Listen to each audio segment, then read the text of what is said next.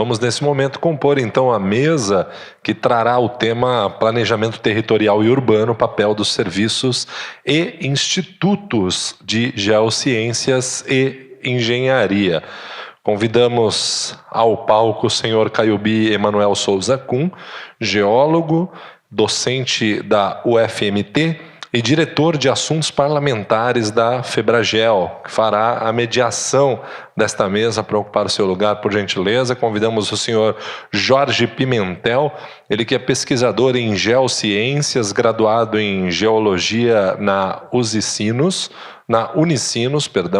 mestre em geociências pela Universidade Federal do Rio de Janeiro, na área de geologia de engenharia e ambiental. Atualmente assessora o diretor de Hidrologia e Gestão Territorial do Serviço Geológico do Brasil.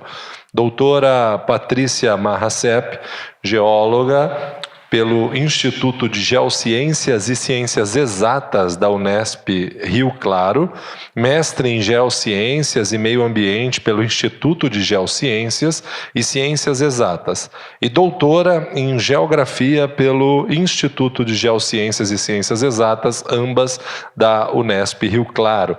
Atualmente é geóloga efetiva da Secretaria Municipal de Desenvolvimento Urbano da Prefeitura de São Paulo. Convidamos a professora doutora Silvia Helena Fatiola Passarelli, ela que é docente da Universidade Federal do ABC, Centro de Engenharia, Modelagem e Ciências Sociais Aplicadas, atuando nos cursos de graduação em Planejamento Territorial e Engenharia Ambiental e Urbana, e desenvolve pesquisas sobre história da cidade e do urbanismo.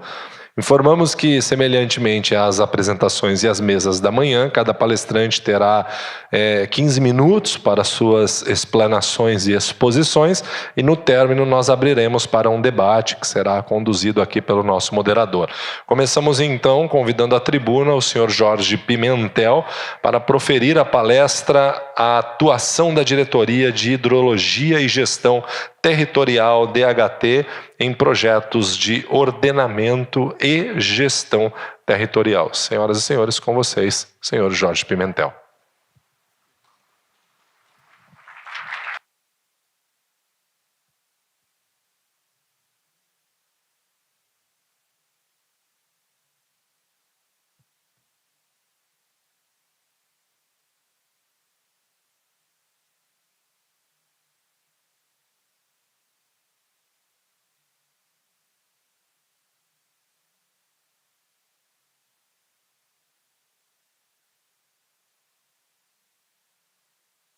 O DGET, o Departamento de Gestão Territorial, seus projetos, sua transformação e as nossas perspectivas e, principalmente, expectativas futuras.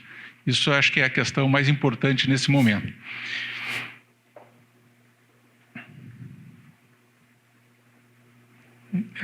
Beleza. Então, a nossa diretoria, como eu falei, ela tem dois departamentos, um de hidrologia e hidrogeologia, né? Tem lá suas atividades específicas, e um departamento de gestão territorial, da qual eu já tive a satisfação de ser chefe de departamento por um período. A CPRM é uma empresa pública ligada ao Ministério de Minas e Energia e desenvolve uma série de... Bom, não vou conseguir laser para mostrar, mas ali no slide vocês estão vendo a nossa missão. A nossa missão tem alguns verbos muito importantes: gerar e disseminar o conhecimento da geociência. E isso é muito importante, buscando sempre assim a melhoria e o apoio ao desenvolvimento sustentável do Brasil. É uma missão que foi modificada recentemente, e eu vou mostrar para vocês as ações que estão ali naquela barra de baixo. Bem, então, dentro desse departamento, ele basicamente tem duas linhas de atuação. Uma de geologia, gestão territorial clássica, estudos para a gestão territorial. Não que façamos gestão territorial, mas os estudos para subsidiar esse conjunto de ações. Tá? E um novo uma nova divisão, uma nova área que foi criada se consolidou a partir de 2011, que é a área de geologia aplicada, a DGEAP, que trata então das questões de geotecnia, mapeamento de risco, mapeamento de perigo e cartas geotécnicas, que eu vou detalhar para vocês aqui na sequência. Bem, a partir de 2011, a CPRM consolidou uma linha de ação, dando apoio às defesas civis no mapeamento de áreas de risco. E isso exigiu uma transformação institucional muito recente. Então, em 2016, nós conseguimos criar, com muito esforço, uma divisão, a DGEAP, para tratar exatamente dessas questões que envolvem a geotecnia, a geologia de engenharia, o mapeamento de riscos. Se tornou hoje uma das divisões mais importantes do Serviço Geológico do Brasil. Então é um momento muito oportuno, porque desde a semana passada o governo federal vem discutindo o PPA, o Plano Plurianual. E as nossas expectativas e perspectivas, na verdade, são de continuidade. Todos estão bastante ansiosos com as mudanças que poderão vir, né? E que a gente, infelizmente, perca a continuidade de um esforço tão grande de construir e consistir essa transformação que o Serviço Geológico do Brasil experimentou nos últimos anos. Então, eu vou mostrar alguns produtos e o porquê que ocorreu essa transformação. A CPRM, em 2008, ela atuava de uma maneira muito assim, não tinha uma continuidade nas ações ligadas à defesa civil. Entretanto, a partir do evento de 2008, no Vale do Itajaí, a CPRM começa a consolidar essa linha de ação, se aliando a órgãos que já eram consagrados como IPT, IG, enfim, a GeoRio lá no Rio de Janeiro, e começa então a desenvolver trabalhos de prevenção. Ela atua no Vale do Itajaí, será que é para... Acho que vou tentar para lá. Deixa eu ver. Também não. Petrópolis, sim. E Teresópolis em 2011. Foram áreas, municípios bastante atingidos, e a CPRM passa então a consolidar a sua atuação nessa área, dominando conceitos e formando equipes técnicas. Esse desempenho foi tão importante que permitiu então a entrada do Serviço Geológico nas ações do governo federal de mapeamento de áreas de risco. Então, esse mapinha que vocês estão vendo em vermelho representam mais ou menos 1.700 municípios que foram mapeados desde 2011. Então, a CPRM realiza um concurso público em 2013, contrata praticamente 80 geólogos para essa área, específicos, geólogos de engenharia, e em cada unidade regional que a CPRM tem uma unidade, seja uma superintendência ou um escritório, ela tem equipes de geologia de engenharia. Então esse mapinha ele vai sendo sempre atualizado, e todos os produtos eles são disponibilizados para 2 órgãos fundamentais: para o CEMADEM, para fazer o monitoramento e a emissão dos avisos, e para o SENAD em Brasília, para a emissão dos alertas. Ele segue para a Casa Civil, Caixa Econômica, e o município que recebe toda essa informação. Bem, esse aqui é um outro produto, já é mais difícil, ele é mais lento, são as cartas de suscetibilidade municipais, temos 440 hoje feitas, e aqui um exemplo de cada um desses produtos. Lá no canto superior esquerdo, as cartas de suscetibilidade, aborda o município inteiro. Suscetibilidade a quê? Processo de inundação, movimentos de massa. Ele se destina basicamente ao planejamento territorial. A escala 1 para 25 mil também, enfim, uma escala para planejamento. E os mapeamentos de risco e perigo. Esses mapeamentos de risco, na escala de 1.000 ou 2.000, que eu comentei que já temos mais de 1.700 municípios mapeados. Recentemente, muito recentemente, entregamos o relatório na terça passada, Eu não sei se vocês têm acompanhado o problema dos afundamentos do bairro Pinheiro, em Maceió. A CPRM fez os estudos geológicos, geotécnicos, contamos com brilhantes consultores aqui que estão na plateia, que nos ajudaram bastante. E então uma situação bastante complexa que envolve problemas geotécnicos de superfície com mineração realizada a 1000 metros de profundidade, enfim, uma situação bem recente e que mostra claramente o conflito entre mineração, ocupação urbana e o descontrole dos órgãos, então, ordenadores do território. Bem, aqui apenas alguns exemplos, né, de produtos. Levantamento da geodiversidade é uma leitura da geologia, como um município, um estado, um pesquisador pode tirar dados diversos de uma carta geológica, por exemplo, não é trivial. Então, a geodiversidade busca isso, a tradução desses temas.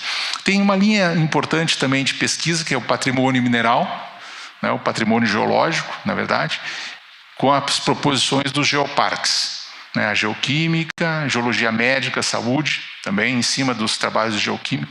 São todos trabalhos específicos, esses de saúde, mas que têm uma aplicação muito grande no ordenamento territorial. Um trabalho muito específico, ele entrou na CPRM meio como um patinho feio por determinação de ordem judicial, que é a recuperação da bacia carbonífera de Santa Catarina. Um passivo ambiental muito grande, e a CPRM custou entender como tratar e como encarar esse projeto. Hoje ele é um dos projetos mais motivadores e mais bonitos da CPRM. Pegamos áreas completamente degradadas e transformamos via obras de engenharia em áreas recuperadas com a reintrodução de espécies nativas e animais. Impressionante, assim, os peixes voltam répteis, aves, e isso já começa a mudar a realidade de Santa Catarina, do Vale do Itajaí. Uma outra ação ligada à defesa civil, que muito nos orgulha, são os cursos de capacitação. Então, os geólogos vão até as defesas civis e ministramos cursos nos mais diversos municípios. E para homenagear o professor Claudio Clear, que está na plateia, aquela foto de cima é o curso de Santarém. Na época que o professor estava lá na universidade, eu não sei se ainda está, mas enfim, esse é o curso de Santarém que foi colocado aí em sua homenagem, professor. Bem, toda essa ação da CPRM gerou muito reconhecimento internacional. Junto com outras instituições, ganhamos 2 prêmios, um da ONU, o Sasagawa, com diversos... Foi o projeto GIDS, né, com diversos parceiros, Ministério das Cidades, Integração, enfim. E um prêmio da própria agência, da JICA, pela qualidade técnica no desenvolvimento desse projeto. Bom, todos esses projetos que eu falei estão extremamente alinhados com uma iniciativa da ONU, que é o ODS, né? A Agenda 2030, e que estabeleceu uma agenda, né, de desenvolvimento com os objetivos do desenvolvimento sustentável.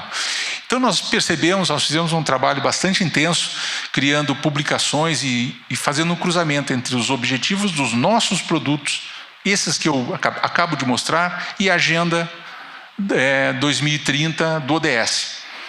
E houve uma correlação. Esses aqui são os 17 objetivos, né? Desde erradicação da fome, enfim, eles são bastante audaciosos, as propostas. Mas dos 17 metas do ODS, a CPRM, especificamente o DGET, o Departamento de Gestão Territorial, tem 16 linhas de ação perfeitamente alinhadas com o ODS.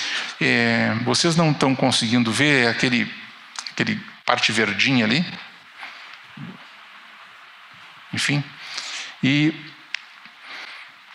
a CPRM publicou isso na sua página, e o projeto completo, que estabelece exatamente, cruzando metas do ODS com os objetivos dos nossos trabalhos.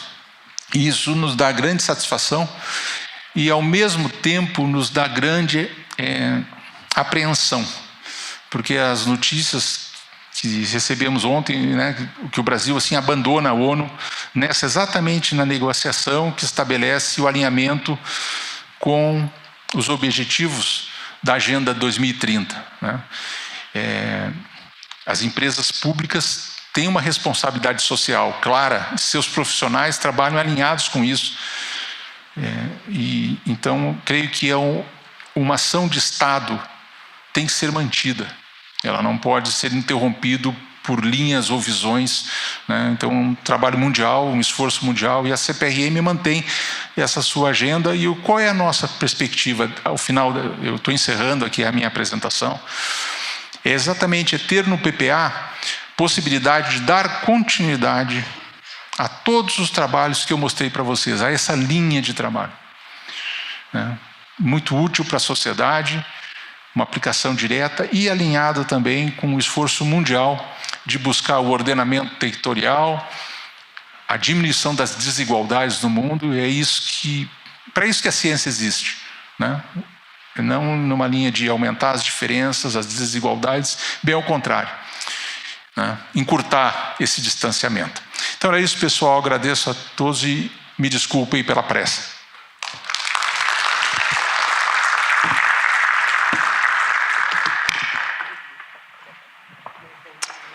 Nós que agradecemos, Jorge, pela sua apresentação e convidamos a doutora Patrícia Marra Sepp para proferir a palestra sobre o papel das secretarias municipais no planejamento territorial e urbano.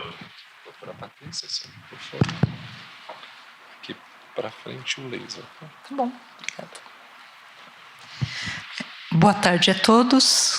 Quero agradecer aqui na figura do Fábio o convite. E, na verdade, resgatando um pouco o meu espírito, eu mudei o título da palestra, tá? Até porque eu acho que assim, casa mais aí com o que a gente pretende apresentar. Acho que a gente está num momento super importante. Essa mesa, esse espaço de discussão permite a gente fazer uma reflexão bastante importante. Fico muito honrada, porque eu acho que eu vou falar entre duas instituições que produzem o conhecimento, e eu sou uma instituição, venho falar enquanto uma instituição que utiliza o conhecimento, né? Ainda que também a gente tem muito orgulho, eu acho que as prefeituras e todos os órgãos aí também produzem conhecimento, mas a reflexão que a gente deve fazer é como que isso é importante. Então, foi um pouco nesse sentido que eu montei a minha apresentação, né? Uma questão, acho que eu vou espelhar também muito a experiência nossa enquanto geólogos na Prefeitura de São Paulo. É óbvio que a gente não foi a primeira prefeitura do Brasil a ter geólogos, mas acho, do ponto de vista do número que ingressaram, da estrutura que foi preparada, acho que a gente é uma prefeitura pioneira. Nós entramos, eu e o Ronaldo, que está ali, e mais um grupo de 30 geólogos. O concurso foi em 1990 e a gente entra em 1991 aí na prefeitura, e num ambiente, só para vocês terem ideia, a gente está falando numa prefeitura que tem 120 mil funcionários na ativa, cerca de 3 mil engenheiros, 2.500 arquitetos, e aí chega a 30 geólogos, num universo totalmente diferente de linguagem, de práticas, de raciocínios. Então é um pouco isso que a gente vai tentar aí fazer a discussão.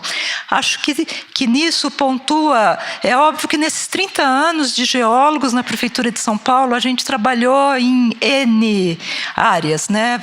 N situações. Hoje, por exemplo, eu estou numa Secretaria de Desenvolvimento Urbano, trabalhei muitos anos na área de meio ambiente, com áreas contaminadas, Ronaldo sempre na defesa civil, gestão de risco, e só para ter ideia, hoje eu trabalho com serviços ecossistêmicos na zona rural e com transição agroecológica de produção agrícola, né? Então, a gente também é meio que coringa, mas nunca esquecendo aí da formação.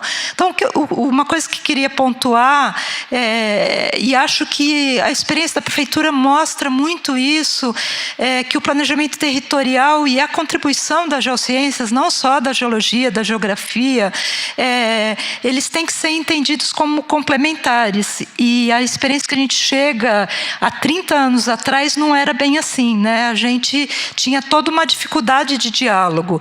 E para mim é inconcebível que no Estado, acho que o exemplo clássico aí de Maceió, mas a gente, há 20, 30 anos atrás, Cajamar e todos, o Rio de Janeiro, Petrópolis, é óbvio que é inconcebível no Estado atual você fazer essa separação de conhecimentos e de abordagens, né? Então, pegando como referência, então, o principal instrumento de planejamento numa cidade, que é o plano diretor. Então, vou contar um pouquinho o quanto o papel das geociências, da geologia, da geotecnia e do profissional geólogo contribuiu aí para essa discussão, né? Acho que você já colocou aí o papel da CPRM, mas eu acho que a gente teve uma evolução bastante grande, inclusive para familiarizar, introduzir a discussão da linguagem, do conhecimento geológico, geotécnico e das geociências. Primeiro, quando a gente tem a lei federal aí que cria a questão da defesa civil. Depois, a gente tem o Estatuto da Cidade, que é uma legislação que normatiza toda a questão do ordenamento territorial, a reforma urbana, e que traz a importância de ter as cartas geotécnicas para o ordenamento e para os planos diretores, né? São Paulo, a gente fala de uma cartografia geotécnica e de mapeamento de risco, a gente está falando desde a década de 90, então é uma experiência de quase 30 anos também. E aí, pontuando um pouco as várias cartas que a cidade de São Paulo teve, e aí eu já aproveito para fazer um vínculo com institutos de pesquisa, né? Aí o papel fundamental do IPT, no caso da Prefeitura de São Paulo, assim como foi da Unesp, como de outros institutos de pesquisa, as universidades federais, principalmente o FEBC e as cidades do consórcio do ABC, né? Então, o papel.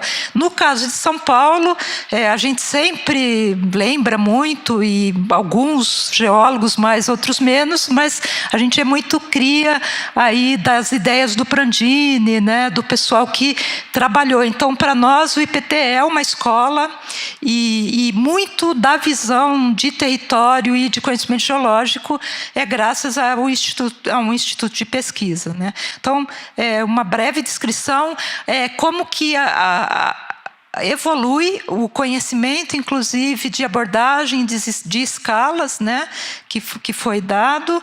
E aí, pontuando um pouco, aí já em 1993, a última, entre aspas, cartas que São Paulo produziu, já com o profissional geólogo na prefeitura. Então, também queria fazer aí uma colocação, uma ponderação, uma reflexão da importância, é óbvio, dos institutos de pesquisa que geram, que produzem o conhecimento, que produzem as cartas, mas a importância de ter dentro dos órgãos que fazem a gestão do dia a dia, do ordenamento territorial, da defesa civil, um profissional das geociências, né? Porque também vem um instituto, faz o mapeamento, entrega para o prefeito. Se você não tem quem faz a gestão, quem faz a atualização, quem faz o uso daquele conhecimento no dia a dia, isso também resta prejudicado. Então, também vou passar muito rápido, mas mostrando, então, por exemplo, a gente já tinha uma carta, essa da década de 90, que foi contratado pela prefeitura para servir de subsídio para um plano diretor na gestão da Luísa Erundina, que não conseguiu ser aprovado, mas a gente tinha o Paul Singer como secretário de planejamento urbano e a Raquel Ronick como diretora de ordenamento, e enxergou que a cidade, naquele momento, lá em 1989, 90, precisava ter um conhecimento geotécnico para fazer fazer seu ordenamento territorial. Isso não se deu, depois os geólogos entraram, a gente foi trabalhar com risco, mas também com cartografia, e aí a gente fez muita questão de usar a cartografia que tinha sido produzida, mas diferente das cartas que hoje o CPRN faz, a gente fez tudo na mão, com ábaco e lápis de cor, né? Então, os geólogos se dividiram e tinham aí 83 cartas na escala 1/10.000, tudo feito no campo e no escritório, e depois, com a própria ajuda do IPT, 10, 15 anos depois, tentou-se a vetorização, a digitalização, e hoje é um documento disponível no sistema de informações da Prefeitura, o GeoSampa, que está aí, né? Então, colocando. Aí, isso é tela do sistema de informação, a gente tem muito orgulho desse sistema, é um layer que coloca todo tipo de informação, e o layer de meio ambiente, de geologia, está colocado aí, né? Isso para cartografia geotécnica, passando para a questão de risco também, a gente tem todo um histórico que vai desde 89 e que levou a contratação de mapeamento de risco, a contratação dos primeiros geólogos, acho que quem é mais novo não lembra, mas o escorregamento da Nova República, no Butantã, e aí foi perpassando. Como tudo no país, a gente tem avanços e retrocessos. Às vezes a gente anda 3 passos e volta 1. Às vezes a gente anda 1 e volta 3, né? Então, acho que a gente tem muitas vitórias, muitas reflexões aí. Por exemplo, esse mapeamento, o último mapeamento de risco, feito no convênio IPT, Unesp e os geólogos da Prefeitura, colocado na base do GeoSampa, e desde setorização de risco, aí é uma área na zona norte de São Paulo, bastante problemática, onde passa o Rodoanel agora, tudo colocado, né? Então, indo. Também contamos com a colaboração do CPRM. São Paulo foi uma das cidades que, graças ao IPT-CPRM, fez a carta de suscetibilidade, né? Mas para ir ganhar o nosso tempo, já mostro, por exemplo, então, já no plano diretor de 2002, o macrozoneamento, dos critérios foi os condicionantes do meio físico, e aí se usou a cartografia geotécnica e informações de vegetação, tal, e gerou o macrozoneamento. No plano diretor de 2014, que aí a gente já estava na Secretaria de Desenvolvimento Urbano, também o conhecimento geológico foi uma questão super fundamental, principalmente nas áreas não ocupadas, nas áreas mais, entre aspas, do que o macrozoneamento coloca como a macrozona de proteção ambiental. E aí, de novo, carta geotécnica, mapa de declividade, carta de compartimentação geomorfológica, que foi dando, depois cruzamos com questões do Plano Municipal de Mata Atlântica, grau de urbanização, e foi colocando. Só pontuando, até porque tenho pouco tempo, e um conhecimento super importante, a gente teve que lutar muito por esse conhecimento, mas ainda com grandes dificuldades. Por exemplo, esse é um mapa que mostra as macroáreas. Essa área, ali quem conhece São Paulo, que está em vermelho, que é entre as marginais Tietê e Pinheiros, ela é uma importante área de articulação metropolitana e é colocada no plano diretor como uma área para o desenvolvimento, só que a carta geotécnica mostra que é uma área de várzea com grandes problemas, né, com lençol freático num nível super complicado para escavação, recalques, tudo. Então, aí um pouco as incoerências. E só passando esse caso aí, para mim, o que eu coloco, que é o caso meu da prefeitura, que é a Patrícia. A gente tem uma área ali na região entre Anhanguera e Bandeirantes, que foi mapeado, principalmente ao longo da rodovia Anhanguera, como essa macroárea de estruturação metropolitana, onde você pode ter um grande número de usos, mas principalmente incentivando o uso industrial, o uso de logística, lógico, pelo rodoanel, por tudo.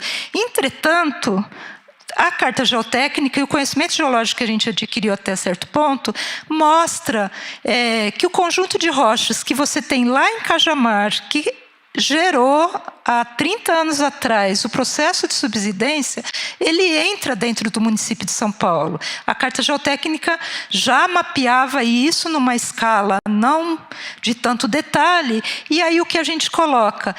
Tudo bem, você precisa aproveitar essa articulação, tudo, mas como é que você incentiva um uso, por exemplo, que vai ter que ter muito poço tubular profundo? Vamos criar alguma regra para a questão de exploração de água, tendo como referência o caso de subsidência lá de Cajamar. A gente lutou muito, não queria essa macroárea, saiu do executivo sem essa macroárea. Quando chega na Câmara, é óbvio que aí outros interesses demarcam essa macroárea, e aí o que a gente consegue é só colocar algumas diretrizes gerais, né? Que toda edificação que fizer uso de água subterrânea, que fizer perfuração, sondagem, tem que usar os certos parâmetros, né? Então, só para terminar, eu não sou tão... como colega, foi preciso, eu quero fazer umas reflexões. São 4 slides aí, né? Então, acho que, apesar de todas as questões que a gente apontou, e aí a gente tem muita experiência na construção de um parâmetro da lei de uso, que é da cota ambiental, avançamos muito. Pode ser considerada exitosa, mas a gente ainda tem muitos retrocessos. A importância da contribuição dos institutos de pesquisa na geração desse conhecimento, e aí no caso da cidade de São Paulo, de novo, reforço o papel do IPT e da Unesp, né? Esqueci, mas da Unesp, como boa unespiana, né? Como é fundamental a existência de geólogos aí no quadro, né? Da questão. Não estou indo para trás aqui. No entanto, por exemplo, no estado de conhecimento que a cidade se coloca, uma carta geotécnica na escala 1 para 10 mil, por exemplo, ela já não dá mais conta. A gente precisa de um nível do conhecimento que não sei se é carta geotécnica ou se é um GAN de banco de dados de poços, de perfurações que nos permitam trabalhar no nível do lote. Quando a gente foi trabalhar na lei de uso, que aí você precisava ter regramento que a cidade dá para o lote, aí você vê a grande falta de dados e o quanto nem a prefeitura produz, as empresas produzem, mas a gente não tem um depositório disso, e o quanto os institutos também ainda talvez nos deva isso, né? Só para colocar o último mapa geológico que a gente, enquanto geólogo, usa e usou na carta, é um mapa numa escala que não é nem regional, é, né, o mapa do Coutinho melhorado aí. E então termino aí com essa reflexão. Acho que o papel importante enquanto usuária, a gente tem que defender a produção do conhecimento, seja ela em qualquer lugar, e o papel nosso enquanto profissional de geociências e o papel nosso enquanto geólogo. Acho que a gente tem uma militância, inclusive sindical, dentro da própria prefeitura, para reforçar aí o papel, mas acho que a gente, enquanto geólogo, está devendo muito para a sociedade ter uma defesa maior, uma militância. A gente tem que resgatar essa militância que os geólogos sempre tiveram. Eu agradeço e estou à disposição aí. Obrigada. Obrigado, doutora Patrícia. Passamos agora à palestra Planejamento Territorial e Urbano. Para isso, convidamos aqui à tribuna a professora doutora Silvia Helena Fatiola Passarelli. Obrigada a todos e todas, obrigada pelo convite, não? Tá ótimo, obrigada. Tá ótimo. No cronômetro eu também não sei usar. Acabou de mostrar o cronômetro, pode deixar no 0, que eu prefiro. Me cortem, por favor. Quando eu fico em pé, eu falo mais, então é mais problemático ainda, mas vamos tentar. Eu não sou da área de geociências, eu sou arquiteta e urbanista e a minha experiência na área de trabalhar em prefeitura, eu trabalhei durante muitos anos na Prefeitura de Santo André, só há 10 anos eu estou na universidade. No século passado, era de trabalhar com arquiteto e engenheiro civil. Então, acho que é muito importante essa mesa que mostra um momento atual do planejamento territorial, que é a gente olhar para o território com o arquiteto, com o urbanista, com o geocientista, com várias áreas multidisciplinares, olhando o que foi a cidade, o que foi aquele território, o que é a cidade e como que essa cidade pode se desenvolver, pode evoluir. A gente olha o espaço urbano, é um espaço que tem o território abaixo, né? Mas o território fica esquecido, porque a gente só vê casas e pessoas. Então a gente tem que olhar, lembrar sempre que a gente tem algo que nos embasou, que nos embasa, e pensar sempre, né, nessas cidades. Como é que essa cidade se formou e se forma e cresce? Como é que ela é produzida? Como é que ela se organiza? Essas questões são extremamente importantes para a gente entender os próximos passos. Eu estou no meu viés de... sou professora de História do Urbanismo, né? Isso para mim é muito forte. Mas queria dizer que o mapa mais importante do meu mestrado e que eu uso até hoje, eu fui buscar lá no Instituto de Geociências, lá aquele que fica perto do zoológico, que é um mapa histórico, um mapa topográfico do estado de São Paulo, que dá para entender como que a região ABC se forma.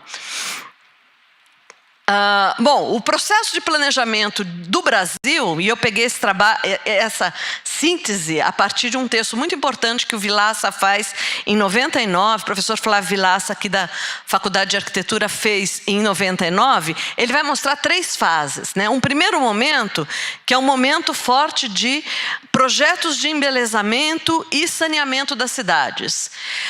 Projetos que envolvem principalmente os centros das cidades, para deixá-las mais bonitas, mais apropriadas para receber, no caso de São Paulo, o Barão do Café, que morava até então na fazenda e que ele passa a morar em São Paulo, receber essas famílias, receber essa cidade quase europeia, que a gente, quando anda no centro de São Paulo, a gente ainda consegue vislumbrar.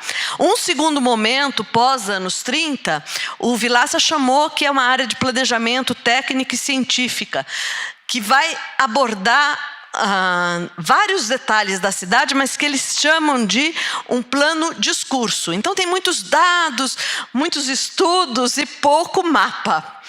Então é aquela cidade do economista, aquela cidade que aponta só diretrizes de desenvolvimento e que não vai mostrar no território como aquilo vai acontecer. E um terceiro momento, que é um planejamento estrito sensu, que vai mostrar...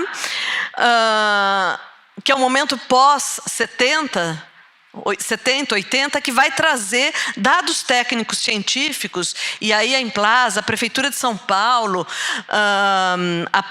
as prefeituras de cidades maiores vão se organizar para montar, a partir de dados técnicos científicos, os planos. No entanto, o Vilaça vai colocar, mas afinal, para que servem os planos? Ele está falando em 99, porque esses planos muitas vezes deixam de ser processos de planejamento. Eles são os planos que vão ficar engavetados e que vão sendo modificados pelo discurso político muito mais forte do que aquilo que a técnica, o que o conhecimento científico produziu. Eu vou dar um exemplo claro disso, né?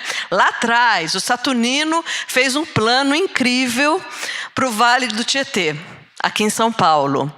Então ele vai propor para a várzea do Tietê uma área que a gente sabe, né, que é de enchente. Os nossos rios são rios que se alargam no verão fortemente. Então ele vai propor que esse rio seja retificado, mas que tenha vários bolsões para retenção de água. Então nesse mapa de baixo, dá para perceber os bolsões, os vários locais de retenção de água, piscininhas, piscinões, e áreas desocupadas em volta do rio Tietê. O que a gente assistiu acontecer? gente não pode falar que retificou o rio é o problema. Não é só isso que é o problema. É que retificou o rio e, rapidamente, as várzeas do rio foram ocupadas. Não é por falta de planejamento que foram ocupadas. É por falta de acompanhar, de ter um processo. Foi deixado de planejar. Então, deixou de cumprir aquilo que estava no plano. E as várzeas foram ocupadas e os nossos problemas vão se avolumando. Mesmo sendo uma área de desenvolvimento, eu tenho que criar áreas para reter a água, para essa água não vazar para as indústrias. O que aconteceu, então, durante boa parte do século passado? É um distanciamento entre o plano e as propostas desse plano e a implementação desse plano, as possibilidades que a administração pública vai colocar, por vários motivos: falta de recurso técnico, humano e falta de recursos financeiros, às vezes os dois, falta de interesse das classes dominantes em deixar áreas livres, em deixar as várzeas desocupadas, e daí vai se ocupando cada vez mais, e a falta de técnicos dentro da área de planejamento para mostrar quais são os riscos disso tá acontecendo. Então, falta de gente que soubesse ler aquele mapa, entender. Eu acho lindo a carta geológica, a carta geotécnica, ela é bem coloridinha. Eu sou arquiteta, né, gente? Por favor, não brinquem comigo. Mas eu preciso de alguém para me ajudar a ler isso. Se eu não tenho um geólogo, um geógrafo físico que me ajude a entender o que está lá, aquilo vai ser nada para mim. A maioria das prefeituras do Brasil não tem corpo técnico para isso. Não preciso ir muito longe. Rio Grande da Serra, a 30 quilômetros daqui, na equipe de planejamento tem 3 arquitetos ou engenheiros, 3 só. E que a cada 4 anos eles desaparecem e entram outros. Então, é uma dificuldade muito grande de manter os técnicos. Eu tenho também um conflito com a excessiva setorização e especialização. Então, mesmo dentro das prefeituras, a Prefeitura de São Paulo é um exemplo muito grande disso, né? Eu tenho o DEPAV, é tudo muito segmentado e como é muito grande, quantos funcionários? 120 mil funcionários, você não conhece as pessoas. Eu tive a sorte que a minha experiência foi na Prefeitura de Santo André e eu conhecia as pessoas. A gente andava lá nos andares, estava tudo concentradinho. A gente pelo menos podia conversar um pouco com o cara do trânsito, com o cara da educação, com o cara da cultura, e dava para fazer uma troca. Numa prefeitura grande como São Paulo, ou num governo de estado, as áreas são tão segmentadas que dificulta a troca entre elas. E muito especializadas em um determinado assunto sem conhecer o outro. Eu trabalhei durante 4 anos na área de lixo em Santo André. E quando eu cheguei lá, eu falei assim, meu Deus, o que eu vim fazer aqui, né? Fui jogada no lixo. Porque a única coisa que eu sabia a respeito de lixo é que eu punha o saquinho na porta de casa e ele desaparecia. Era todo o meu conhecimento da área de lixo. E é um universo incrível que eu fui aprendendo e que eu fui trocando com outros técnicos. A gente fez um programa incrível de limpeza em favela que funcionou super bem durante um determinado tempo, que é aquilo que a gente dá um passo para frente, um para trás, 2 para frente, um para trás, mas que a gente percebe que, mesmo na área de lixo, eu preciso de especialistas de outras áreas para poder atuar naquela área de forma completa. Não é só um assunto de engenharia, é um assunto do assistente social, é um assunto de economia hoje, é um assunto de várias áreas. Outra questão que o Vilaça coloca é que que os resultados dos planos, em geral, ficavam em recomendações amplas e sem essa territorialização, sem saber o que vai, exigindo novos planos para detalhar o plano, né? Ele conclui, né, dizendo que são peças de ideologia da tecnocracia e a de que os planos de governo devem ser puramente técnicos, conduzidos por comissões isentas da contaminação política. Então, isso não existe. A gente não tem um técnico isento de contaminação política, nem um político isento de questões técnicas. A gente tem que integrar essas coisas. Bom, Para o Vilaça, em 1999, o futuro do planejamento é o envolvimento de camadas populares, o esvaziamento do plano que é só discurso, né? E a aprovação, na época, do solo criado, que se chamava solo criado, que foi a concessão onerosa do direito de construir, que foi aprovado no Estatuto da Cidade em 2001. E o Estatuto da Cidade vai colocar a exigência de se elaborar planos diretores na cidade. Só que o que tem de novo nesses... Não, daí, nesse momento, né, a gente tem também, que é importante colocar, o mito do planejamento. O tempo todo a gente vê no jornal, né? Só peguei notícias novas. Falta de planejamento causa transtorno ambiental. Falta de planejamento nas cidades resulta prejuízos bilionários. Falta de planejamento contra alagamentos causa prejuízo para moradores. Será que é só falta de conhecimento técnico que nós temos? Ou também tem uma parte que esse conhecimento técnico tem que ser difundido e aplicado? Que é esse segundo passo que não está acontecendo. Lá os técnicos estão produzindo, estão colocando as coisas, estão fazendo, e essas coisas não estão saindo da sala deles muitas vezes.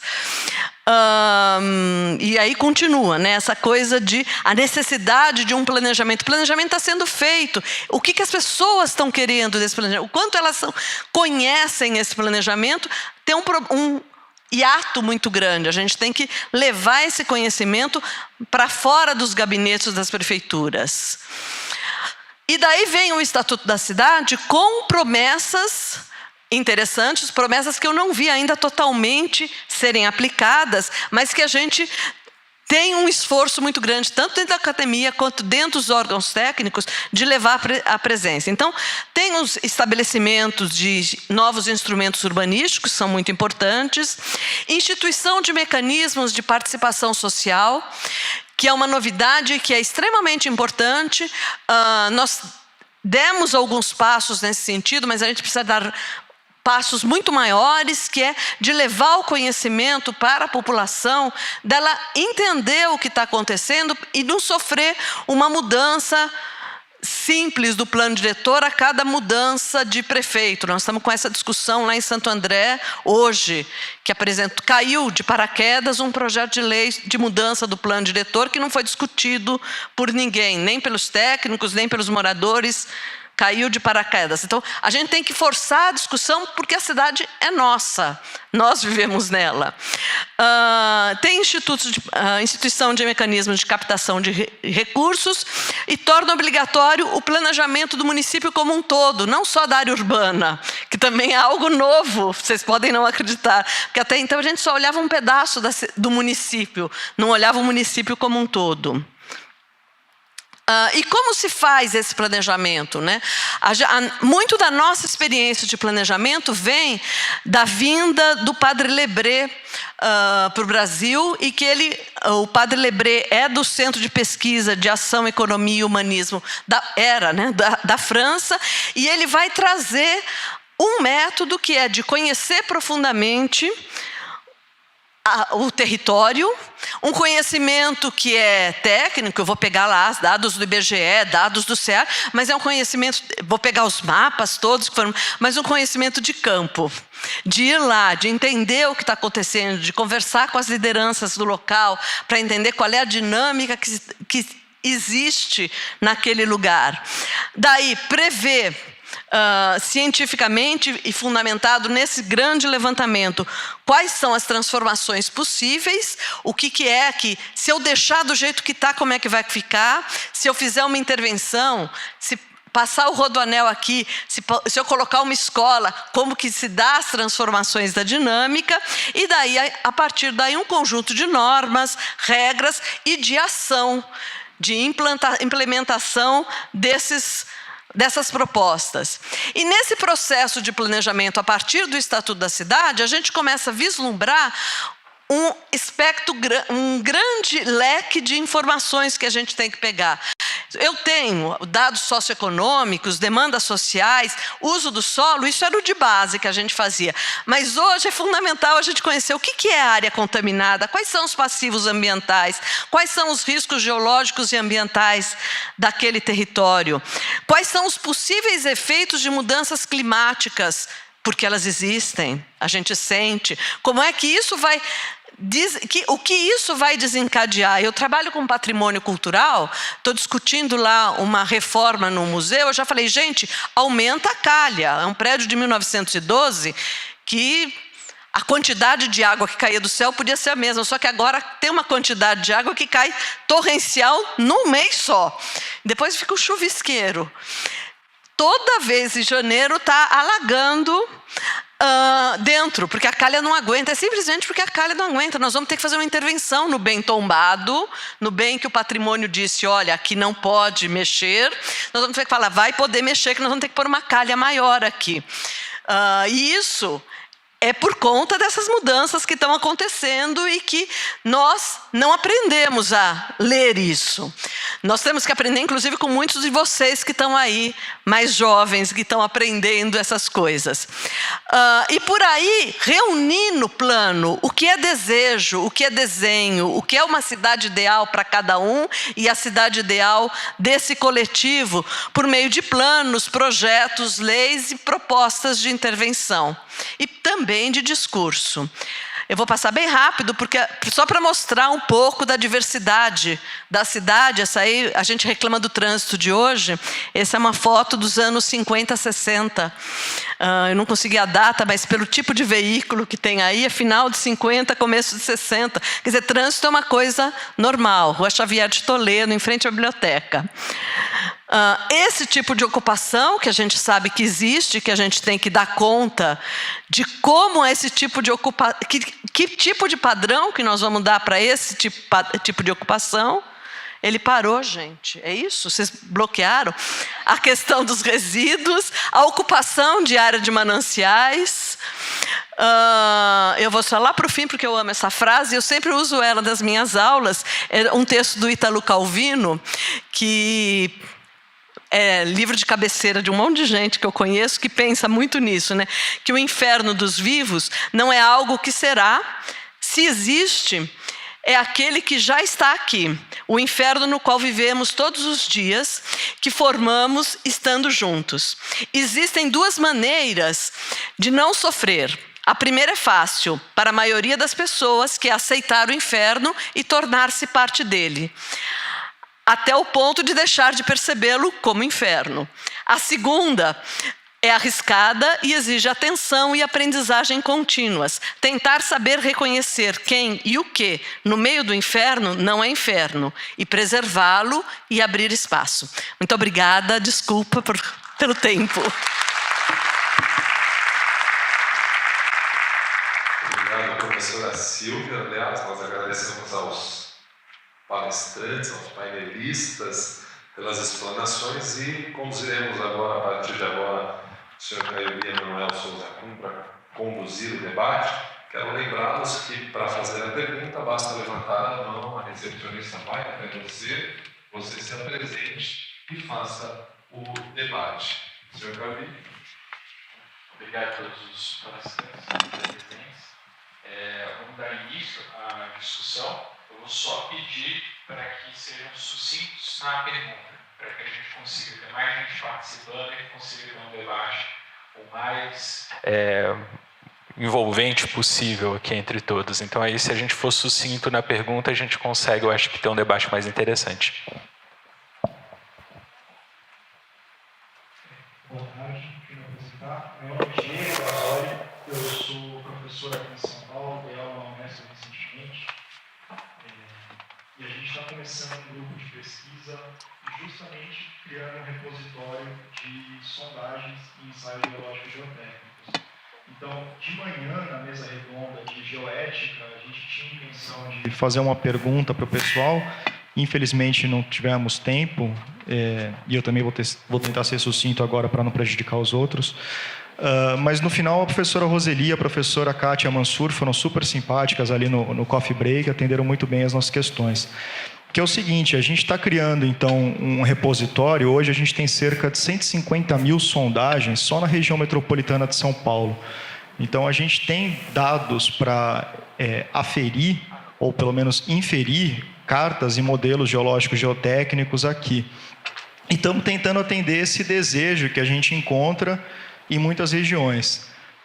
Uma das dificuldades que a gente está enfrentando é para conseguir acesso a essas informações, especialmente do poder público. Apesar da lei de acesso à informação, existe a dificuldade de conseguir localizar, disponibilizar e depois digitalizar essas informações.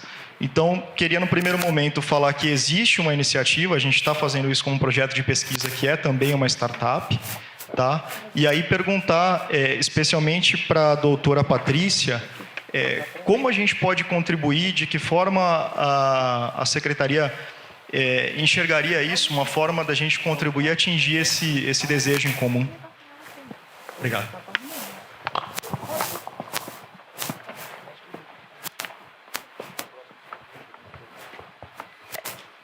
Tá vendo como é bom, né? Trocar informações. Para mim foi uma excelente notícia essa. Acho que tem mesmo essa questão que você coloca.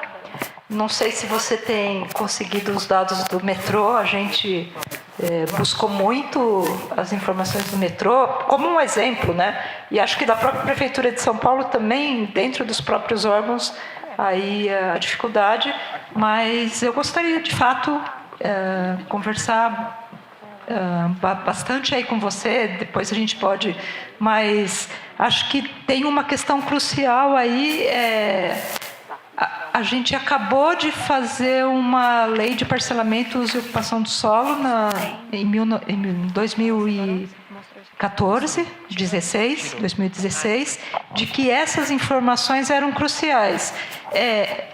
Nós estamos no processo de refinar essa lei, né? Até também com grandes discussões se vai ter uma revisão maior, que não é hora de ter revisão, porque precisa aplicar a lei antes de rever, mas que essas informações do subsolo, de sondagem, seriam fundamentais. A gente tem super problemas de uso, explotação de água, ou mesmo de rebaixamento de lençol freático. Na prefeitura, em vários bairros, a gente tem muitas áreas que sofrem recalques, a prefeitura é acionada, o máximo que a prefeitura às vezes faz é define uns perímetros de mais atenção. A gente teve problema na região do Parque da Água Branca, algumas regiões ali na Chácara Santo Antônio. Nos foi incumbido, inclusive, de fazer uma legislação que regulasse isso, e o que a gente padeceu muito. É óbvio que a gente tinha modelos que pudesse usar e faltava, de fato, dados reais aí do subsolo. Então, acho que a gente pode falar aí para aprimorar mais as questões. A gente tem decretos para lançar, ainda que não mude a lei, precisa regulamentar várias coisas aí, então eu tenho bastante interesse. E super parabéns pela iniciativa. Pimentel pediu a palavra aqui. Eu gostaria de parabenizar aí pela iniciativa e na contramão eu quero demonstrar assim o interesse do Serviço Geológico do Brasil em conversar com você, se for do interesse.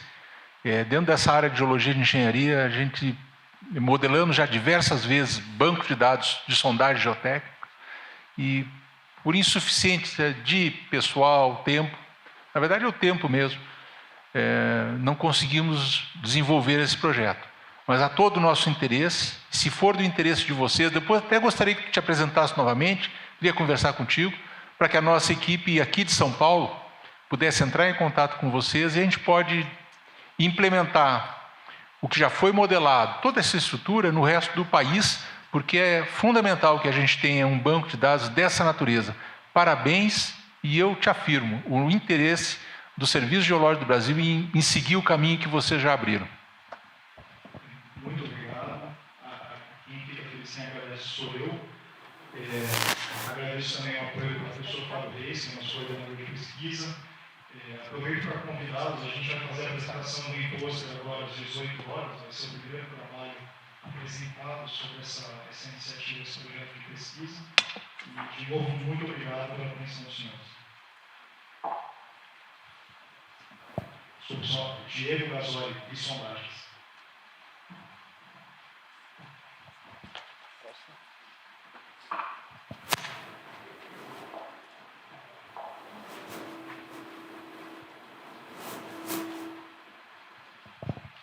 Próximo. Ali. Boa tarde a todos. Queria primeiramente parabenizar todos pela apresentação. Meu nome é Raquel, atualmente eu sou pesquisadora aqui do Instituto do Departamento de Geografia e Física. Estou fazendo meu doutorado. Fiz meu mestrado lá na UFABC, fui aluna da professora Silvia. E durante toda a minha trajetória lá eu trabalhei muito ligada à questão das cartografias geotécnicas, né? Então, dentro da minha própria pesquisa, eu sempre acompanhei muito essa questão da evolução nos mapeamentos, né? Que veio muito desde os eventos de 2012, né? Os eventos que aconteceram no Rio em 2011. Então, a gente teve uma evolução política muito grande, grandes investimentos. E a gente vê que nos últimos anos, né, os investimentos decaíram. Todos vocês, acho que citaram o Ministério das Cidades, o Ministério da Integração, que já foram extintos, né? Então, essas agendas deixam de ser prioridade do governo e a gente vê aí que tem um buraco político institucional muito grande. E eu, como aluna e pesquisadora, eu gostaria de perguntar para vocês, né, como que vocês veem esse cenário político, né? Essa questão dessa desarticulação dessa agenda.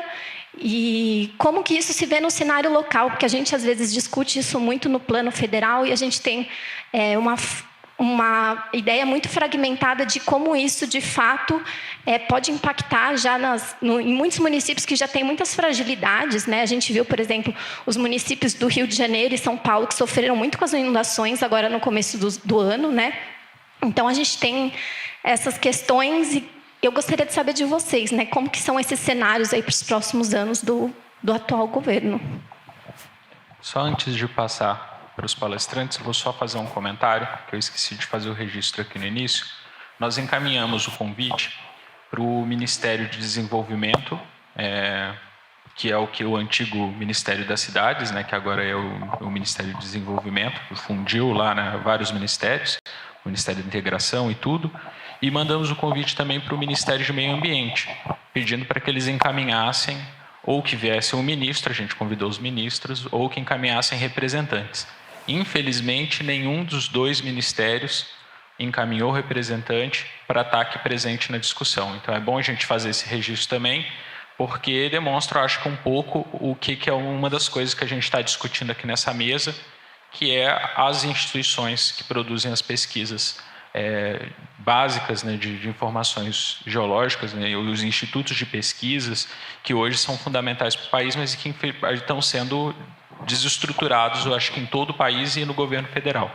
Então, acho que essa pergunta de fato é muito válida, mas é importante a gente também passar para todos os presentes esse registro, que a FEBRAGEL entrou em contato, fez a solicitação, a gente insistentemente ligou muitas vezes para os ministérios, mas infelizmente não tivemos a presença de ninguém aqui desses dois ministérios para estar presente, participando e passando o que seria o plano hoje que o governo tem para a área em toda que a gente tem ambiental e a parte de risco e tudo mais. Só porque eu não falei na outra, que era muito técnica. Saudades de você, Raquel. Fujona, fugiu do nosso programa, mas foi bem abrigada aqui. O que a gente sente muito, né? E aí eu vou falar muito né? Primeiro que eu sinto um vazio imenso, porque tirou e não pôs nada no lugar. E não é uma coisa que tirou hoje. Eu acho que esse esvaziamento está acontecendo de 2 anos para cá em vários níveis. Acho que a palavra desenvolvimento, que virou palavra de ordem, está olhando o desenvolvimento de um lado só. É o desenvolvimento econômico a qualquer custo. Então, é muito olhar para aquele projeto Saturnino de Brito e falar assim, mas por que ocuparam a várzea do Tietê se sabia que enchia?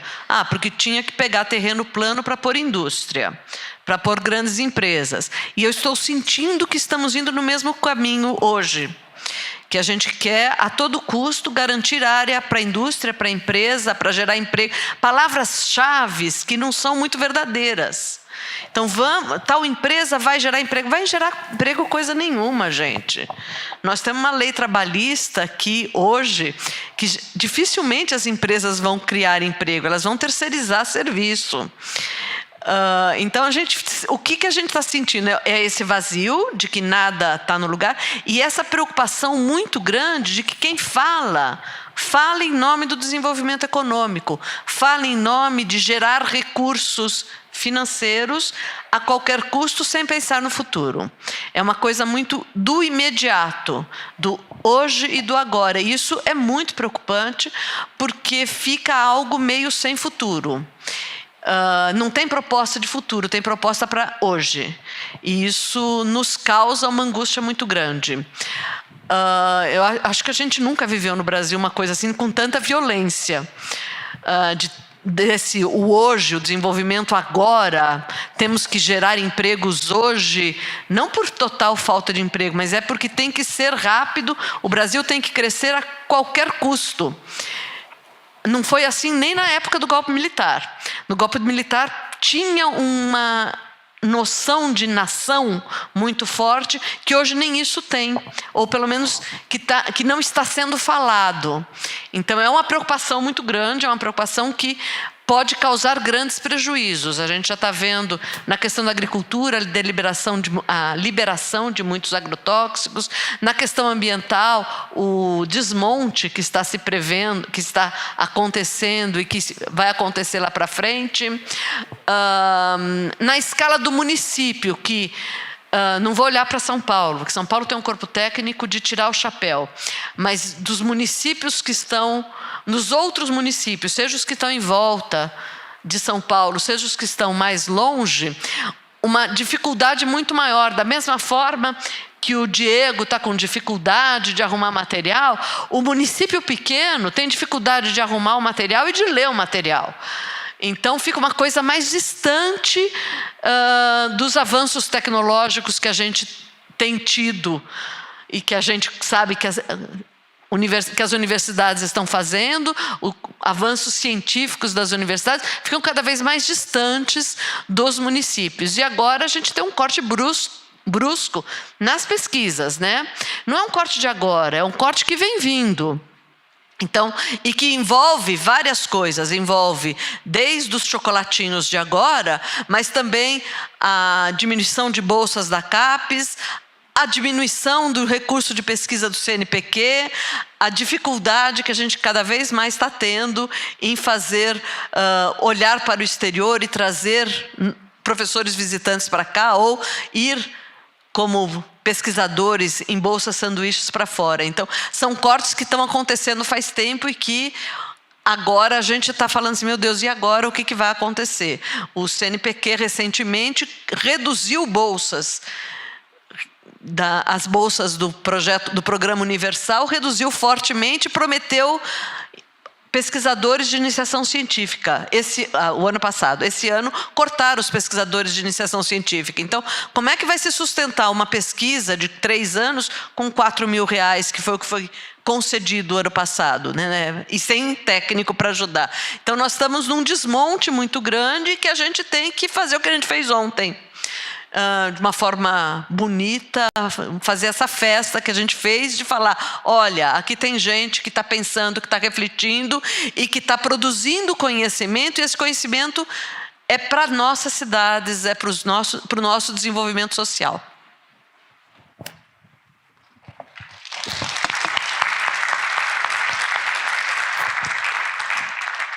A tua pergunta me permite voltar no tempo e fazer até um agradecimento aqui na apresentação da Patrícia, quando ela colocou uma iniciativa dos anos 90, que foi o início da minha vida profissional no mapeamento de áreas de risco. Foi o projeto da prefeita Luísa Erundina, e eu dizia que eu era o homem-bala. Eu subia lá no Rio de Janeiro no Cometa e vinha mapear aqui em São Paulo, passava, mapeava e voltava no Cometa. E eu me lembro muito de mapear Vila Carrãozinho, Santa Madalena, Cidade Azul, favelas que devem existir ainda hoje numa condição, enfim, semelhante.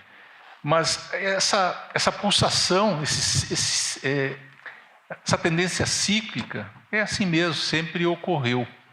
Mas a gente vê hoje que os institutos de geologia, de geotecnia, principalmente os estaduais, estão sofrendo efetivamente problemas sérios, assim, como o Paraná, deixa de existir, a Mineropar, né, já fundiu em secretarias. O do Rio de Janeiro, DRM, enfrenta lá uma situação um pouco difícil. E sabemos que PT e IG têm suas lutas internas também, enfim. E a CPRM, como órgão do governo federal, o mais jovem de todos, né, nessa linha de estudos geológicos e geotécnicos, principalmente na área de riscos e da geologia de engenharia, ela é o mais novo, mas teve um impulso muito grande por força desse programa nacional. E houve um investimento, recurso, não faltou dinheiro, não faltou recurso, né, em todo o período de 2003, enfim, quando o Ministério das Cidades e o Ministério da Integração efetivamente demandaram. A Casa Civil demandou muito. Então a CPRM teve essa oportunidade de uma transformação interna magnífica, que é o que eu tentei mostrar aqui. Magnífica, porque antes desse período eu escutava muito, olha, mapear risco não é a praia da CPRM, é Companhia de Pesquisa de Recursos Minerais. Hoje nós somos um serviço geológico do Brasil, que faz um trabalho de serviço geológico. Então, enquanto São Paulo tem essa estrutura que sabemos muito bem, muito forte, excelente, Rio de Janeiro tem a GeoRio, a gente pode se preocupar com todo o Nordeste, com toda a Amazônia, com cidades que não têm a mínima estruturação, muito menos de defesa civil, quanto órgãos de geologia, de mapeamento e de planejamento urbano. Então a gente faz um trabalho único. Então, indo em direção à tua pergunta, a angústia hoje, exatamente na semana, e eu vim de Brasília ontem, quando se discutiu o PPA, Plano Plurianual, que é o nosso eixo. Se tu estás no PPA, tu existe. Tu estás dentro da Lua, tu entra no orçamento e tem recursos, então tu existe. Então o nosso medo, pessoal, apesar do grande reconhecimento nacional de que os trabalhos da CPRM, que tem que evoluir metodologicamente, estão evoluindo, mas a importância da abrangência, ele se consolidou, a gente tem muito medo hoje de que a visão não seja da continuidade. Então existe uma máquina com concurso público, pessoal, metodologia, estamos prontos para continuar atendendo. A demanda está posta. Né? A gente mapeou 1.700 municípios de 5.500, sei lá, algo assim. Esses outros não têm risco, não têm demanda? Tem demanda, e nós podemos chegar lá. Então, estamos num momento assim, de bastante ansiedade, porque já não temos os interlocutores que tínhamos, né, de poder chegar num fórum como esse e mostrar o que se fez, o que se pode fazer. Né? Então eu vejo com apreensão e esperança de que sejam sensíveis à necessidade da continuidade desse tipo de trabalho.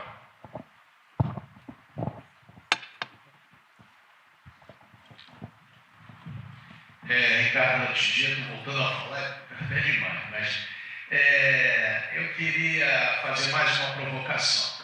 Eu tenho quase 40 anos de associação profissional de geólogos, e é interessante que nos idos aí, 25 anos atrás, nós formulamos uma ideia sobre como atuar na questão do risco geológico, e colocamos 4 pontos, que é a questão, uma é o planejamento, né, o inventário das áreas de riscos e as ações. Então aí entra a geologia e a engenharia, basicamente. O segundo ponto eu vou pular. O terceiro ponto é a educação e o quarto é a defesa civil. Essas 3 eu vi que avançou muito. O segundo ponto, que é essencial, se chama planejamento e uma política habitacional. Essa eu acho que é o gargalo da nossa realidade. Eu faço uma pergunta aqui objetivamente. Como é que foi em São Paulo? Vocês conseguiram?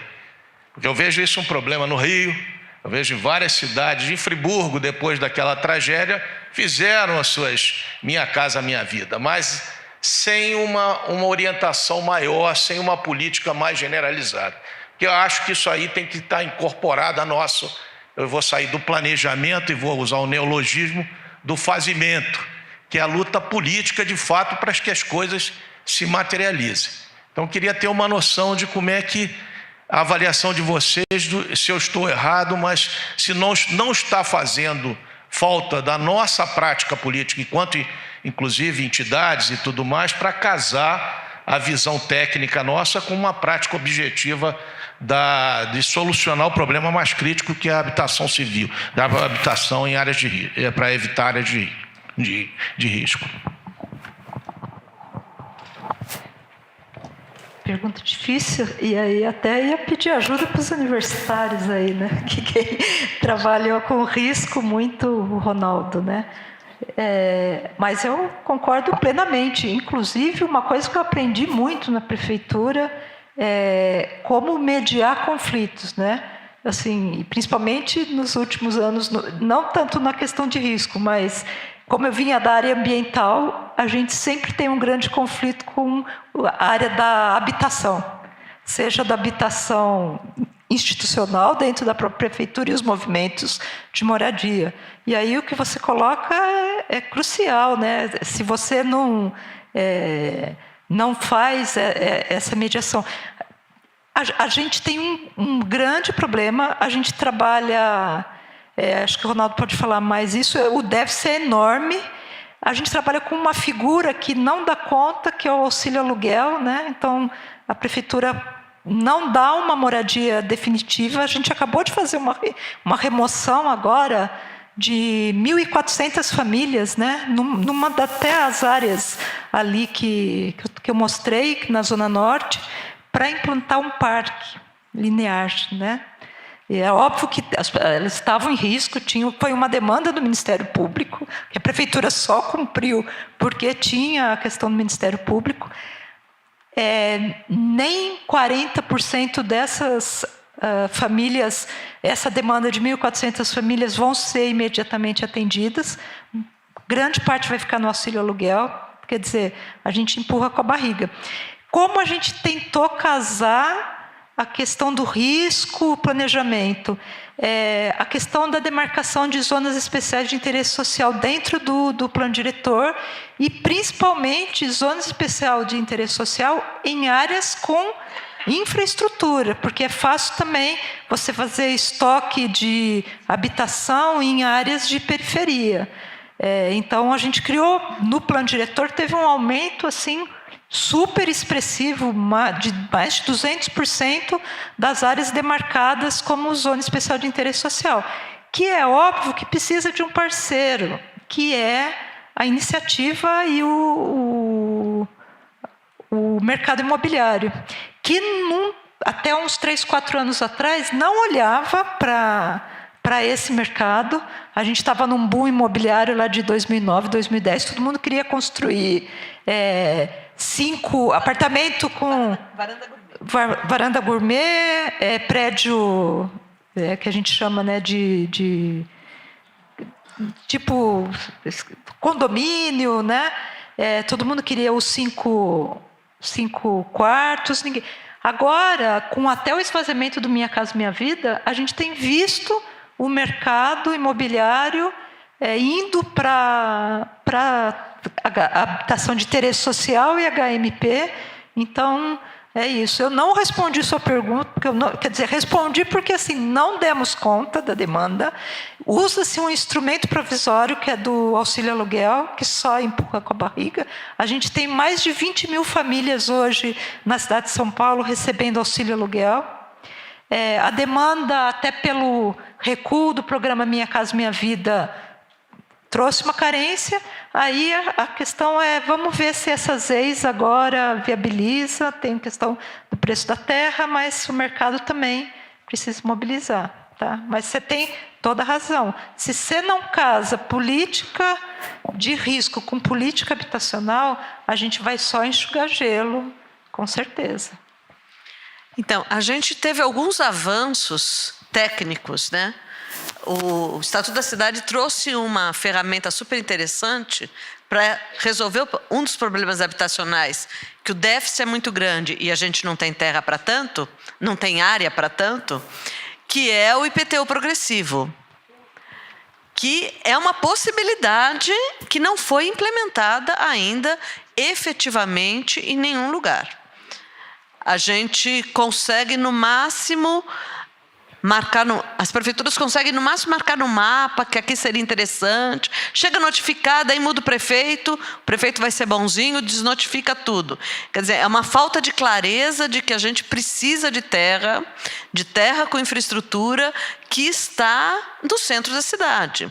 A gente observa São Paulo, eu tenho um problema sério de área de risco naquela borda, em volta do Rodoanel quase, né? Tem uma faixa lá enorme que é de área de ocupação. Mas eu tenho um problema no centro muito grande, de terrenos vazios, de prédios vazios, alguns ocupados de forma irregular, mas que não são, que estão lá, pagam IPTU tranquilamente, às vezes não pagam IPTU, que está vazio esperando a especulação, aquela área melhorar para garantir aquela área ter um desenvolvimento, a prefeitura colocar mais infraestrutura, o metrô colocar mais infraestrutura para ele poder ganhar mais lucro em cima daquela área. A gente vai ter que usar um pouco desse princípio da função social da cidade e da propriedade para entender o que fazer com essas áreas que estão livres nas áreas centrais. A gente fez um estudo recentemente, coordenado pela professora Rosana, sobre o déficit habitacional do ABC. É gigantesco e não tem terra para pôr todo o déficit. Sabe, o déficit é muito grande e a gente está numa área que é a área de mananciais. Então, eu fico sempre nesse conflito. Então, eu vou ter que buscar mecanismos da geociência para ver nessas áreas que estão pintadas no mapa 1 para 10 mil, ou 1 para 100 mil, ou 1 para 50 mil, nessa escala grande, o que é área de risco, para ver lá no detalhe, dentro daquela área, o que é mesmo de risco, para poder tirar menos gente, porque eu não vou ter onde colocar essas pessoas.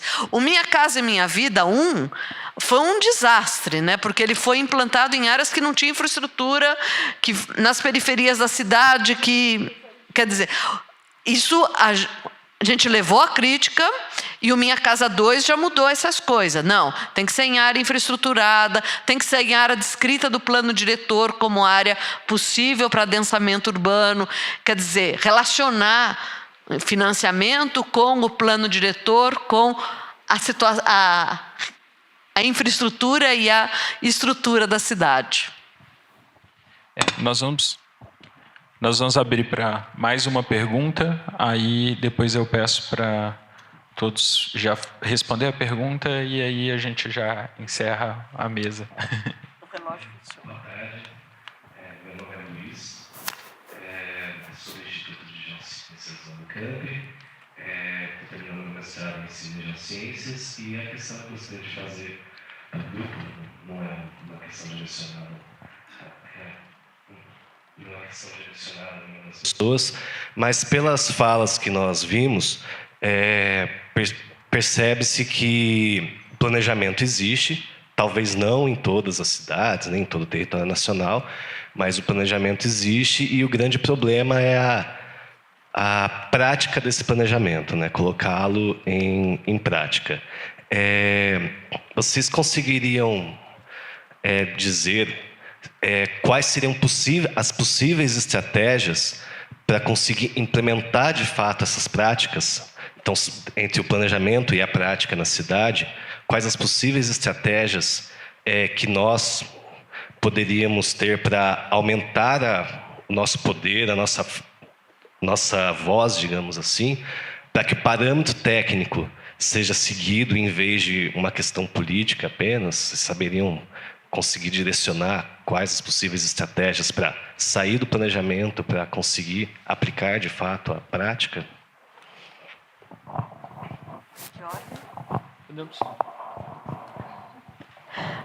Eu vou voltar a uma coisa que inclusive eu já falei, né? E tem que ser rápido porque deu 0 aqui. Eu acho que o principal é que o conhecimento que a gente produz, seja dentro da universidade, seja dentro das prefeituras que produz conhecimento também, na hora que faz esse mapeamento, é esse conhecimento não ficar dentro dos escritórios, dentro dos gabinetes, dentro das bibliotecas. Ele tem que sair e tem que ir para campo. eu já observei em alguns momentos de participação social, de ir para campo, em planejamento, em área de planejamento, de ir para a área de mananciais, e eu ouvi um discurso dentro do bairro deles falando: não, aqui não pode adensar porque aqui é a área de mananciais. Porque alguém falou isso para eles, que aquele bairro era área de mananciais e não podia adensar. Se você não falar, eles não vão saber nunca. Sabe? E mesmo assim, nesse bairro onde falaram isso, aqui não pode adensar, eles queriam asfalto, eles queriam guia, sarjeta pintada, eles queriam transformar aquilo numa cidade. Daí a gente tem que fazer uma discussão. Espera aí, se aqui é diferente, porque é área de mananciais, que tipo de desenho de cidade a gente vai ter nesse lugar? Então, eu acho que esse diálogo entre os setores públicos administrativos, entre esse conhecimento técnico que é produzido nas prefeituras e o que é produzido dentro das academias, não tem que ficar só entre nós, aqui nessa mesa, mas tem que ir para a rua. A gente tem que levar para o bairro e explicar o que é a natureza, aquele lugar onde eles vivem, como eles vivem, quais são as possibilidades, quais não são. E esse diálogo tem que ser permanente e constante, porque as pessoas mudam, as pessoas esquecem. Então, o tempo todo está lá falando: olha, isso aqui... Tem um exemplo lá no ABC, que é o Jardim Zaira. Eu acho que quem trabalha com isso já olhou o mapa, né? Eles moram numa parede vertical, quase. Aquilo é um horror.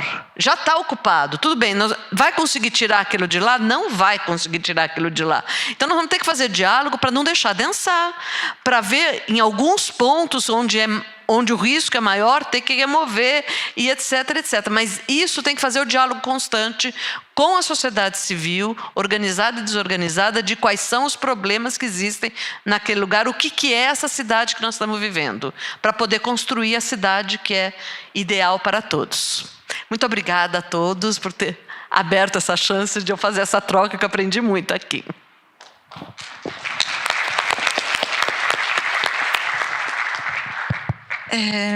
Acho que você fez... A professora Silvia usou um autor que eu gosto bastante, que é o Flávio Vilaça, que, na verdade, ele tem uma grande descrença a tudo isso que a gente veio falar aqui, né? Assim, do ponto de vista mais formal do planejamento, né? E, de fato, eu acho que muito pouco de tudo que se produziu deixou de ser uma peça de ficção, deixou de ser uma peça técnica, porque, primeiro, por exemplo, um plano diretor, no caso de São Paulo, a gente ganhou um prêmio da ONU Habitat, tudo. Eu nunca esqueço, ele é o consenso do possível, porque quem constrói a cidade não é só o poder público, pelo contrário, né? A cidade é construída por um conjunto enorme de forças, e depende do momento, algumas forças, em geral, tem uma grande força que está sempre mais articulada, mas dependendo do momento, você tem forças que estão mais ou menos articuladas. Eu tenho uma grande preocupação, eu acho que os últimos 20 anos, ainda que a gente tenha tido um grande avanço, eu acho que a gente apazigou e domou os movimentos sociais. Os movimentos sociais foram muito cooptados, e eu acho que os movimentos sociais eles precisam reagir de fato, porque isso, acho que todo mundo ainda está no momento de estupefato. Acho que ontem foi um dos primeiros coisas, mas os movimentos eles precisam voltar para a base e precisam reagir, porque eu acho que no caso do planejamento mesmo, a gente tem algumas questões. Só se você tiver mobilização popular que vai acontecer. No caso do plano diretor, por exemplo, a gente teve o movimento dos sem-tetos, né? O Boulos acampou em frente à Câmara dos Vereadores de São Paulo em 2014 e falou: se não aprovar o plano diretor, porque a gente tinha aumentado 150% das áreas demarcadas como ZEIs, e os vereadores não queriam isso, eles acamparam, em 3 dias se aprovou. Mas foram pulsos, né? Então, é um pouco isso. Eu acho, da mesma forma, eu vou terminar também, que eu acho que a gente, enquanto profissional, enquanto instituto de pesquisa, a gente perdeu o nosso espaço. Acho que os geólogos sempre foram combativos.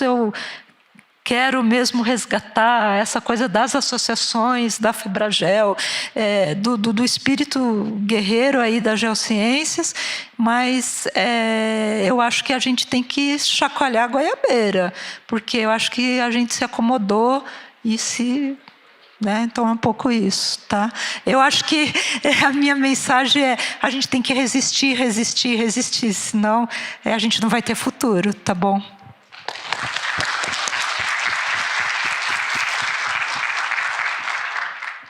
Bem, só uma colocação final, assim, numa visão mais macro, que é que eu trago assim do governo federal. Tivemos grandes avanços nos últimos anos, como eu falei na minha fala anterior, principalmente na integração com órgãos dos diversos ministérios que, no passado, executavam ações superpostas, com duplicidade de esforços, e isso avançou muito, muito. Há pouco tempo atrás, em que você estabeleceu relações não só profissionais, mas de conhecimento pessoal, integração. Quer dizer, hoje, você pegava um telefone e falava com um cara lá do outro lado. As instituições são importantes, mas as pessoas é a alma, é o que liga e como a gente supera, né, as dificuldades. Então, tu fizeste uma pergunta assim, qual é a chave, né? Eu não sei, eu tenho um chavão. O chavão foi inventado para ser dito. É continuidade, né? Então, vocês devem ter percebido em mim, assim, né, uma certa angústia exatamente com a não continuidade. Que isso é uma história que a gente já vai ficando mais velhinho, a gente olha para trás e vê como os pulsos, né, como prejuízo, como é difícil recomeçar, como é fácil destruir. Eu não tinha essa noção. Eu não tinha essa noção. A construção, como demora, é pedacinho por pedacinho, convencimento, esforço, gerações para destruir. Cara, é assim, ó. E isso está acontecendo, a gente está vendo. Enfim. Então eu quero dar parabéns também pela mesa, porque juntou 2 geólogos e uma arquiteta, né? E, bom, o Álvaro, não sei, Rodrigues dos Santos, se passou aqui, porque ele não ia perder uma farra dessas aqui, né? Uma plenária dessa. Mas ele sempre falou assim, ó, como nós estamos longe dos arquitetos, como os arquitetos estão longe da gente. A gente tem que trabalhar mais junto, né? Enfim, parabéns a todos, foi excelente, pessoal. Obrigado. Silvia, Patrícia, Pimentel, muito obrigado pela presença. E eu faço aqui agora uma falinha bem curta, que eu acho que o desafio para a gente conseguir mudar esse cenário está na atuação de cada um de nós. E aí a gente está hoje com as instituições sendo todas ameaçadas, as instituições específicas da nossa área estão sendo ameaçadas, são oportunidades de emprego para cada um de nós, mas além do que a oportunidade de emprego, é o que a sociedade precisa para construir uma sociedade que seja melhor, com cidades que funcionem, onde tenha redução dos problemas ou que não tenham problemas ambientais, como são os que nós temos hoje em muitos locais.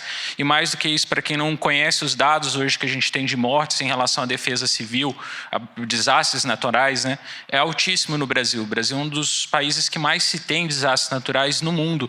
E a gente precisa, como geociências, dar uma resposta para isso. E essa resposta tem que ser em todos os espaços onde a gente puder discutir isso, seja na universidade, seja na sociedade, seja nas associações, seja aqui na Febragel. Então, acho que o convite que a Febragel coloca aqui na hora que a gente também propõe essa mesa e faz essa discussão nessa mesa, é que a gente consiga fortalecer isso em todo o país. Porque aqui a gente está discutindo o cenário, principalmente discutimos de São Paulo, da realidade de São Paulo, de alguns locais que estão mais próximos. Mas aqui a gente ainda está no suprassumo do que tem hoje no Brasil em relação a essa área. São poucos municípios que se tem, às vezes até arquiteto. Tem no meu estado, tem municípios que nem quadro técnico tem, que a prefeitura não tem ninguém de quadro técnico. Então, essa é a realidade que a gente tem hoje no Brasil, e com esse cenário que a gente está tendo de destruição das instituições, a gente de fato está correndo o risco de voltar para antes da década de 70, ali, bem antes. E o nosso desafio vai ser também, além do que a educação, brigar para que isso também, que essas instituições e esse trabalho de proteção da sociedade e de construção de cidades e de um ordenamento territorial correto, que seja feito pelos governos que estão aí.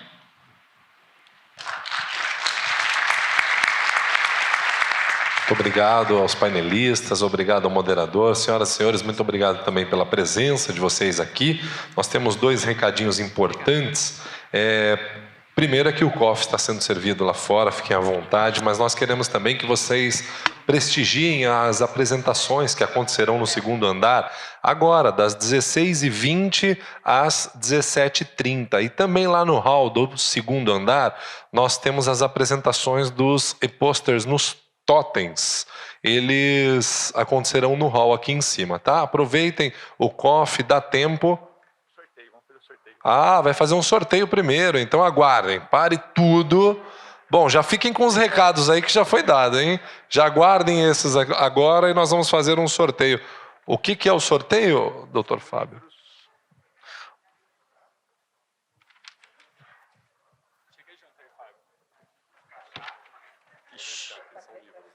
São livros. São 4 livros da oficina de texto. Bom, os sorteios são 4 livros da oficina de textos. Como que nós saberemos, dona Úrsula? Ah, e eles têm no crachá, é isso? Ah, atrás do crachá dos senhores, então, tem um número. É isso? Todos com o número, torcendo. Vamos pedir para que o Fábio faça o sorteio, por gentileza. Ah, então vamos lá. Então vai, Úrsula, por favor. Eu não estou participando. Tá bom. Bom, são 4 painelistas aqui, ó. Chama os 4 para sortear isso. Ah, vocês estão concorrendo também? Puxa vida, vamos ver. Então, o primeiro número, 015. 015 ganhou o primeiro, tá ali, 015. Primeiro livro.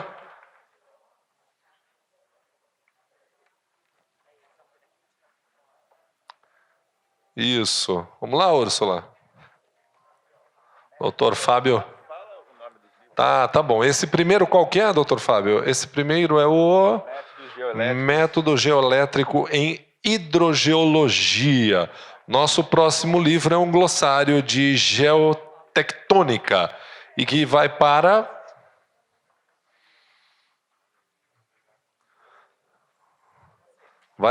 Pega um número aí, Úrsula. Sem ver, Úrsula, por favor. Segundo número, 053. 053 está aqui? Sim, vem aqui, glossário de geotectônica. Próximo livro será os resumos geológicos. 82 resumos geológicos. Muito bom. Vem aqui o ganhador, vai pegar ali da mão do Dr. Fábio o seu livro. Para cá, Úrsula, por favor. Vamos aqui ao próximo. Vamos sortear um aqui, Úrsula. Olha só. E o número é 086. 086, está aqui? Aqui, 086, vem para cá. 82 resumos geológicos.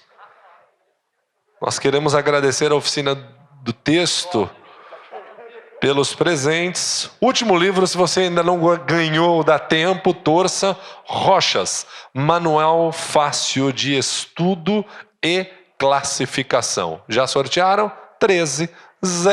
013 é o número da sorte de quem?